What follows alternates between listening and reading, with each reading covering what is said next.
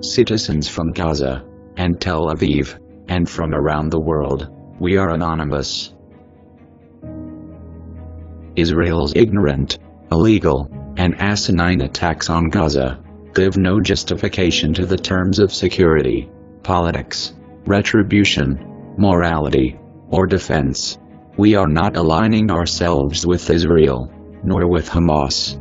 Yet, we are here to question the common man. What would you do if your country was overrun, demolished, and occupied by a people's religious ideology and views, in which they believe they are the superior human being? How could you live your life knowing that you killed in the name of your God, whom promotes peace and unity? History has taught us that such evil is not worth talking to diplomatically. In the end of such horrific genocide, will Israel see the deaths of infants, elders, women, and the disabled as an accomplished victory? On July 26, Shaima was a newborn baby delivered by surgery. Her mother was killed by Israel's cowardice. On July 30th, Israel destroyed the main power plant, which provides Gaza with electricity, and above all, medical aid. Due to such action, her incubator was not functioning, and because of Israel's actions, she died.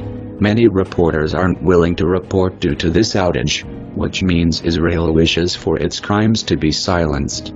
Unlike Syria or Iraq, the residents of Gaza have nowhere to go. As we've mentioned before, this is an all-out attack against the ideology of Zionism, which sides with white supremacy and Nazism. Jews and Muslims refuse to be enemies. Israel's warning against Gazans remain open. But the missing piece is where to go. Nowhere in Gaza is safe from Israeli bombardment. Many Gazans do not have time to mourn for someone. Gazans die each hour, each day. The most moral army in the world have no emotion towards Gazans, and the press who are reporting the truth. Children are led to believe that hospitals, and where their floors are flooding with blood, and schools, which is riddled with holes and shrapnel, are a safe haven from Israeli fire. Even then, they cannot escape from Israel's wrath. Families have to decide whether to split themselves from each other to survive, or stay united, and risk death together. The UN has given the coordinates of their refugee camps countless times to the IDF, yet the IDF, with no evidence, still goes ahead and bombs UN refugee camps, schools and other civilian locations after getting coordinates no to. In the end, no weapons were discovered, and no one connected to Hamas was found. The United States government condemns such attacks, yet they foolishly and cowardly send more ammunition to Israel. The United States government are not just staying silent on the genocide that is occurring, but defending, paying, and supporting it with your money and your ignorance. Hospitals are filled with patients every second. Morgues have filled up, and they are being forced to place bodies on the floor, stacked over one another. To this second, there is still no evidence that Hamas uses humans as shields. The term human shields is a sick justification for Israel to bomb anywhere, at any given time, without any evidence or investigation. Yet there has been proof that Israel has used Gazans as human shields. Tunnels are being used by Gazans to protect themselves from Israeli fire, yet the media uses the term terror tunnels as a pretext for mass slaughter. The US media accepts it and promotes it, such malicious attacks, in the name of terror. Over these 2 weeks the IDF have been exposed for lying to the world, using fabricated images in order to justify their attacks. This is a battle between the occupier and the occupied. It will last for eternity unless we as humans act upon such hideous crimes. Today we stand in universal shame. Needless to say, if the number of displaced keeps rising, Israel will be forced to give Gazans own aid and comfort. As we've seen with Rafah, Israel, overall, has violated ceasefires countless times. Their thirst for blood is growing vile. Humanity itself has not failed. Protests from all over the world have sparked in solidarity with Gaza. The biggest riot the West Bank has seen is taking place. It is only those in seats of power that have failed, and Israel, whom many consider the only democracy in the Middle East, has prosecuted many Jews going against their offensive operation.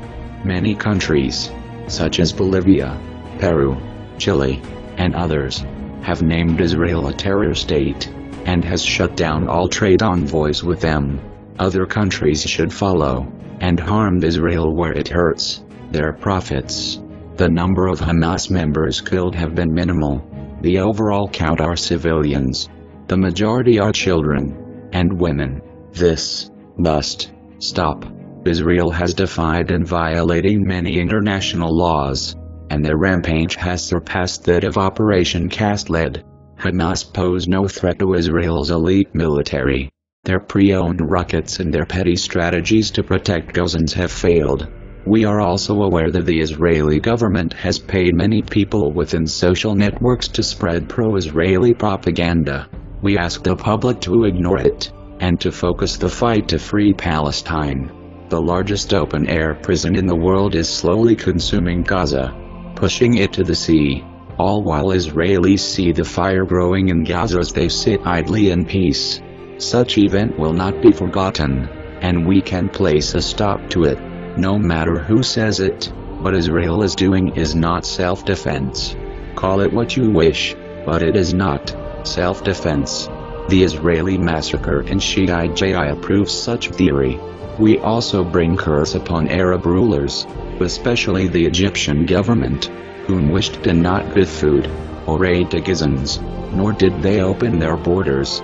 Anonymous took it firmly, and we began attacking their main sites. The attack was a success. Operation Save Gaza is still continuing, and is growing successfully by the days.